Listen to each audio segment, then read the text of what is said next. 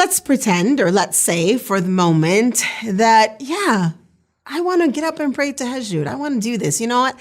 I really want to implement this in my life. So how do you do it? What are some practical tips to make it happen and make it happen easily?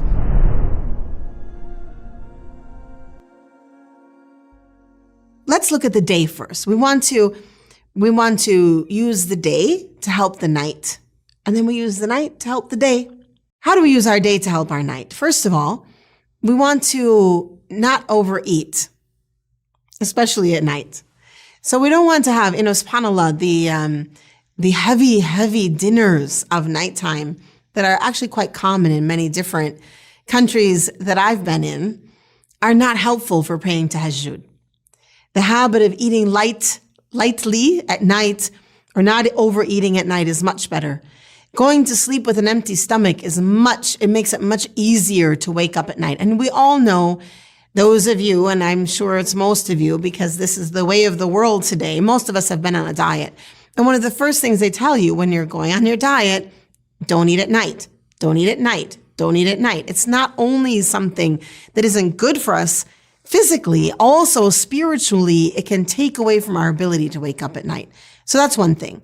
Secondly, if you can take a nap in the day, especially if the nights are short, try to take a nap in the day, a power nap, like a 10-minute nap, a 20-minute nap. This will also really help you to wake up at night. In fact, that in itself was a piece of advice from Rasulullah sallallahu alaihi wasallam himself, where he advises us to seek help in eating at night, suhoor, for fasting, and to seek help with a little nap in the day for Tahajjud. So now we have two things. We have eat less in the day, or at least eat less at night. And we have to take a nap in the day. Now, the prayer at night is something, just like anything, when you want to get it done, when you want to start a new habit, you need to be thinking a lot at first and less later. So in the beginning, start out by choosing where you're going to pray. Set it up before you go to sleep.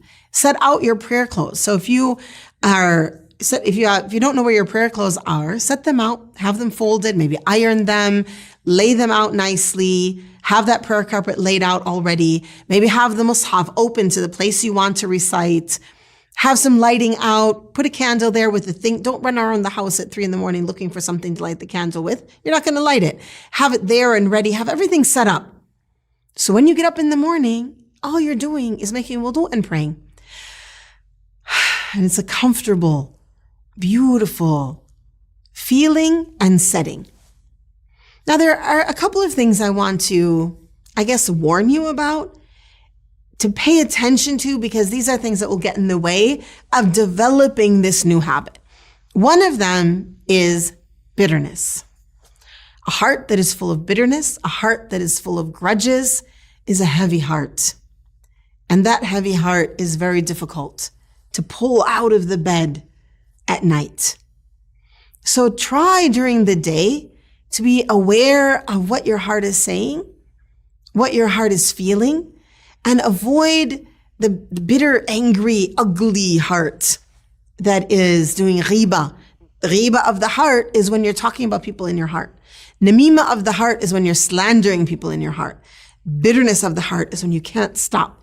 You keep on repeating it. Why did they do this? Why did they do this? All of this stuff. Try your best to become a person who's calm on the inside, who doesn't have all of this ugly talk about individuals or groups of people on the inside. Basically, become the person we're supposed to be. Become a person who follows in the footsteps of Rasulullah sallallahu alaihi wasallam. Become one of our early community, one of those who stood out in front of the rest of the world as people who were of the best, who called for what is good and pushed back against what is ugly. We are the ummah to be this. We are called to be the ummah that brings forth beauty, that brings forth positivity, pushes back on all that is ugly and harmful. A heart full of bitterness is harmful. And let me tell you something, it doesn't harm the person you're bitter towards. Sometimes we think if I'm, my inner anger, they'll see. They don't care. It doesn't hurt them. It only hurts you. And it does hurt in helping to wake up for Tahajjud. So that's one thing to work on in the day to make sure that the heart is a heart that is clear of ugliness. A second important tip of how to sort of, a spiritual tip I'll say, is to note the actions of the day. Note the actions of the day. Do your best to have a day of goodness. The more your day is full of goodness and kindness, the easier it becomes to wake up at night. The more good deeds you have in the day, the more your intention is in a good place. The more the day is filled with beautiful work, actually, like the work that we're doing to help others, to care for others, caring for ourselves, the more this is going to give us the strength and ability to wake up at night. Now, the prayer at night is a sensitive thing. But in the beginning, when I say sensitive, what do I mean? I mean, the prayer at night is something that, because it fills us with gas, fills us with fuel, gives us the strength that we need to do the work that needs to be done. It's sensitive to a day of ghafla, a day of heedlessness. So it's a beautiful thing because it becomes not a vicious circle, but a beautiful circle. The sensitive night of prayer fills our day with the strength that we need to do the deeds that we need to do. And then doing those deeds gives us the himmah, the strength to get up at night and pray. Now, if you miss it, what are you going to do if you miss it? If you miss it, just start again. Just keep going. You missed it one day, no problem, keep going. If you're sick and you can't get up for a few days, subhanAllah, if you're praying before your illness, it's as though you're praying during those days. This is the generosity and the effect of Tahajjud on our spiritual lives. So set up your space, create that habit, make a day that helps your night, and know for sure that your night will help your day. Becoming a person of Tahajjud begins with you, begins with me individually, but pretty soon the family can become a family of Tahajjud. And all of a sudden now we have this beautiful home where in every corner there is recitation of Quran. There are angels descending to listen to 1, 2, 3, 4 members of the family, 5, 6, however many members of the family there are. And it becomes a home of beauty and worship. If you are saying to yourself, oh, that will never happen, don't get stuck there. You're not praying Tahajjud to make other people pray. You're praying Tahajjud because this is the worship of the believer. This is the worship of the nawafil. This is the worship, the nafila. This is the worship that makes us of those whom Allah loves. This is the strength that we need.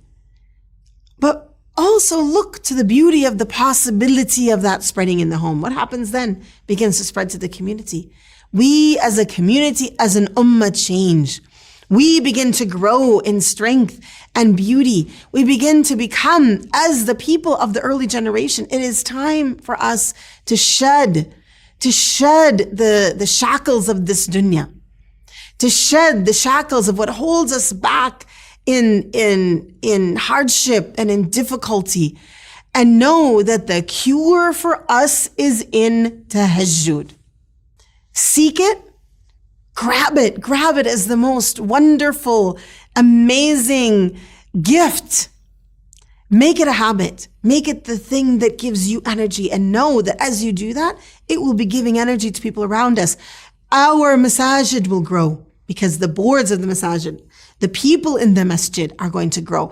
Our non-profits will grow in goodness and in health because the people of the non-profits, the workers, everyone is growing. Our communities will grow because as we have spiritual strength, we will begin to reach out to the places around us with that spiritual strength and bring goodness. We will follow truly in the sunnah of Rasulullah sallallahu alaihi wasallam. We will truly walk in the footsteps of the words of the Quran, calling out to us to be of the ibad ar-Rahman, calling out to us to be of the worshippers, calling out to us to be of those who pray Tahajjud, calling out for us to be of those who qum al-layl, who stand at night.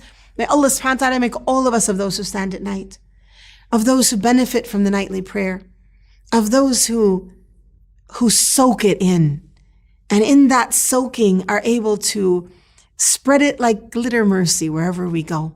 Spread it like droplets of beauty wherever we go. And let it be of that thing that grows us individually, as families, as communities, as an ummah, to be at maqam al-mahmuda, at that praised and blessed state that brings us personal joy, communal joy, global joy. Inshallah ta'ala. Inshallah, all of us will be of those who pray tahajjud and be thinking of one another at night and praying for one another. Walhamdulillahi Rabbil Alameen. Allahumma salli wa sallam wa barik ala Sayyidina wa Nabiyyina Muhammad.